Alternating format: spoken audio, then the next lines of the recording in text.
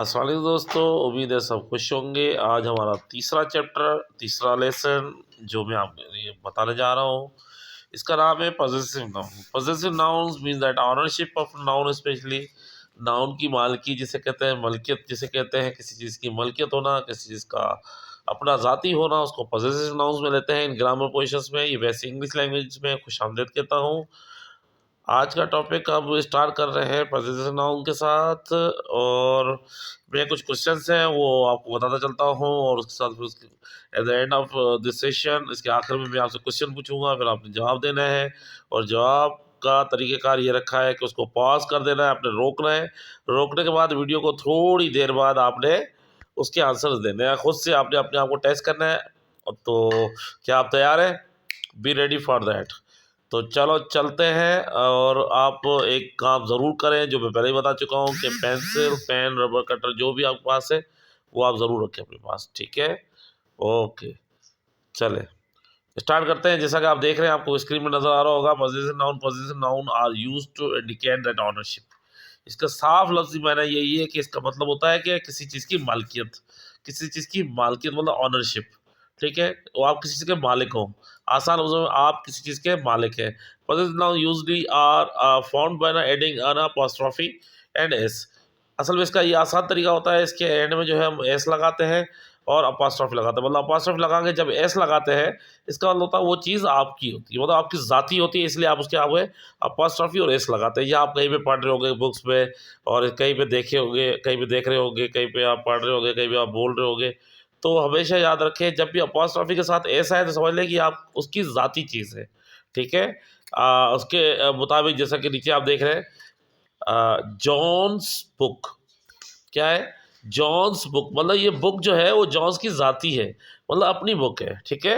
Johns book क्या है? Johns book, मेरे साथ बोलते भी चले और लिखते भी चले, जॉन्स बुक। उसके बाद है कैरीज कार, ठीक है? कैरीज कार मतलब कैरीज नाम है, कैरीज कार इसका मतलब ये कैरीज की गाड़ी है, ये कैरीज की कार है, ठीक है? ग्रैंड माज मिरर, फिर क्या है? ग्रैंड माज मिरर, मेरे साथ क्या है? ग्रैंड माज मिरर मतलब ग्रैंड माज मिरर मतलब दादी की शीशा, आईना जिसे कहते हैं, आईना है। When a noun is a plural and ends in a S, ठीक है? जब आपका नाउन जो है वो प्लूरल हो, उसका आखिर में एंड जो है, एंड जो भी हो वो इसके साथ हो, just add an apostrophe at the end. तो फिर आपने क्या करना है, जो अपॉस्ट्रोफी है वो बिल्कुल एंड में लगानी है, प्लूरल के एंड में लगानी है, ठीक है? बीच में नहीं आएगी। फिर एस लगाने की जरूरत नहीं है आपको, सिर्फ अपॉस्ट्रोफी एंड में लगानी है, ताकि सिर्फ एंड में लगाने के बाद क्या हो जाएगा, आपका प्लूरल का उसकी ऑनरशिप शो कर देगा। मतलब प्लूरल में अगर कोई जमा है, उनकी कोई चीज़ अपनी जाती है, तो उसके एंड में आपने क्या लगा देना है? अपॉस्ट्रोफी लगा देना है। क्या लगा देना है? अपॉस्ट्रोफी एंड में। जैसा कि नीचे देखें, द किड्स, ठीक है? द किड्स टॉयज, इसका मतलब ये होगा द किड्स मतलब बच्चों के खिलौने, बच्चों के अपने ज़ाती खिलौने, ये द किड्स टॉयज के नाम से, ठीक है? My parents house, for example, फिर से बोले ज़रा, माई पेरेंट्स हाउस, देखिए अपॉस्ट्रोफी का, इसकी जो है अपॉस्ट्रोफी आपको कहाँ नज़र आ रही है? पेरेंट्स के एंड में ऊपर से छोटा नज़र आ रहा है आपको? गुड।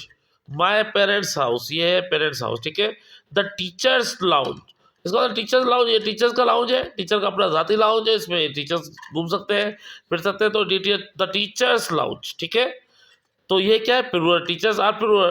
लेकिन इसको आपने मजीद एस पुट करने की ज़रूरत नहीं है, मतलब एस लगाने की ज़रूरत नहीं है, ठीक है? If two people on one thing, अगर दो लोगों के पास एक ही चीज़ है, मतलब वो उनकी एक ही ज़ाती चीज़ है, at the apostrophe and S and the second person only, ठीक है? उसमें आप क्या करेंगे, आखिर के जो शख्स है, जो दूसरा इंसान है या जो दूसरा नाम होगा, उसके आखिर में आप एस लगाएंगे, पहले वाले में नहीं लगाएंगे, भले दो लोग हो। तो इसका मतलब ये नहीं कि पहले की नहीं है, तो पहले और दूसरे की दोनों की वो ज़ाती चीज़ हो जाएगी। इसका मतलब कि पहले की और दूसरे की दोनों की चीज़ आखिर, ये मतलब इनकी ज़ाती हो जाएगी। मिसाल के तौर पर नीचे देखें, देखें क्या लिखा हुआ है, John and Mary's a new house. इसका मतलब ये John and Mary's new house, John और मेरी का ये नया घर है, मतलब इनका अपना ज़ाती घर है, ये दोनों का है, जॉन एंड मेरीज, ठीक है? ये दोनों का घर है, ठीक है? तो मेरीज के एंड में आपने क्या पुट किया? एस पुट किया है। New house, I am sure that you are just getting down positive noun आप समझ रहे होंगे।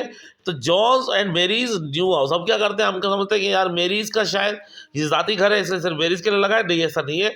John and Mary's new house का मतलब ये है कि दोनों का जाती घर है।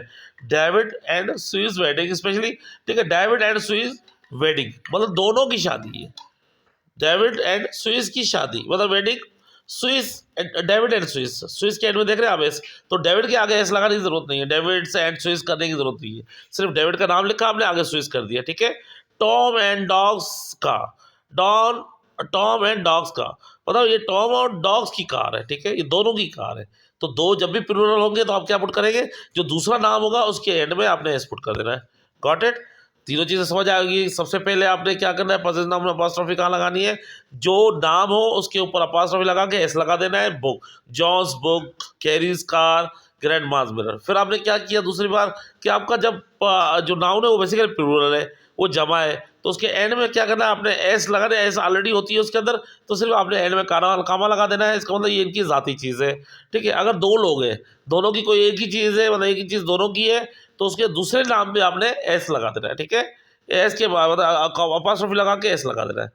उम्मीद है कि आपको समझ आएगा, थोड़ा सा आगे चले। अच्छा, अगर if two people own separate things, मतलब दो लोग हैं दोनों की चीज़ें अलग है, याद रखें। अब दो लोग हैं दोनों की चीज़ें अलग है, जाती है जाती लेकिन अलग है। Add the apostrophe and S for each person, इस कंडीशन आप क्या करेंगे, दोनों के नाम के आखिर में एस लगाएंगे, दोनों को अलग अलग अपॉस्ट्रोफी लगा के एस लगाएंगे। तो इसका मतलब ये होगा कि दोनों की जो चीज़ है वो अलग अलग है, एक साथ नहीं है दोनों की, ठीक है। जिस तरह सूसन्स एंड बेस बुक्स, इसका मतलब सूजन्स एंड बेस बुक्स। अब सूजन्स एंड बेस बुक्स में दोनों में आप देख रहे हैं कि सूजन्स में आखिर में जगह अपॉस्ट्रोफी के बाद एस है, और इसी तरह बास्केट में भी अपॉस्ट्रोफी से एस है, ठीक है, बुक्स लगा देना। उसके बाद jeans and dance pants, jeans and dance pant. अब jeans and dance pants, pants तो है लेकिन जीन्स की अलग है, मतलब जीन्स जो है वो अलग है और डांस की अलग है, ठीक है। अच्छा, बैंस एंड जिम्स ऑफिसेस, ठीक है, क्या है Ben's and Jim's and offices. अब जैन बैंस और जिम्स, बैंस और जिम्स ऑफिसेस, अब ये दोनों की अलग है, ठीक है। So I am sure that you have just got that positive noun. आज का जो हमारा टॉपिक था बेसिकली वो पॉजिटिव नाउन था। उम्मीद है कि आपको पॉजिटिव नाउन समझ आया होगा। आगे चलते हैं, आप भी रुकिए, आगे नहीं जाए, रुकिए, आगे चले, जरा क्वेश्चन पूछता हूँ आपसे, ठीक है। क्वेश्चन नंबर मैं 3 शुरू किया आज इसका, ठीक है। तो ये आपसे क्वेश्चन पूछता हूँ, थोड़ा सा इसको और देखे। Which are the following is not correct. Doctor Hunt's has a new computer,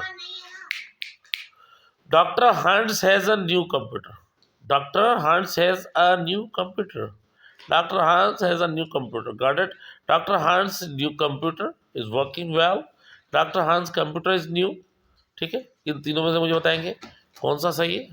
उम्मीद है कि आप मुझे बता लेंगे। Which of the following is not correct, कौन सा चीज़ें सही नहीं है। Which of the following is not correct, इनमें से कौन सा है जो सही नहीं है। याद रखिएगा, जो सही नहीं है, ठीक है। 1 2 3 मुझे कमेंट्स में ज़रूर बताइएगा ताकि मुझे आइडिया हो कि आपको वाकई समझ आया है। तो आंसर आपको मैं फिर दिखा देता हूँ। मैंने कहा था पॉज करिएगा, यहाँ पे आपने पॉज करना है, ठीक है, पॉज करना है, उसके बाद आंसर में चलना है। अब देखिए ये कह रहे हैं both second and third are the correct answers, इसका दूसरा और तीसरा जो है करेक्ट आंसर्स है। इन योर राइटिंग आपने लिखने में you should been just constant that just if you choose to leave the finals as out leaves it out through your writing specially, ठीक है। दोनों सही है, दूसरा और तीसरा जो है दोनों सही है। और आखिर में देखा है आपने कि जहाँ पे आपको जो कंसिस्ट है तो आपको बता रहा है कि जो चूज़ करना है उसको, और जो लीव करना है वो फाइनल एस जो है उससे बाहर है उससे, ठीक है। देन लीव इट आउट, उसको बाहर रखें थ्रू आउट योर राइटिंग, उसके बाद आपने उस हिसाब से लिखना शुरू कर दें। उम्मीद है कि आपको आज का टॉपिक पसंद आया होगा। अगर पसंद आया तो इसको लाइक कमेंट्स एंड शेयर ज़रूर करें। जज़ाकल्लाह, थैंक यू।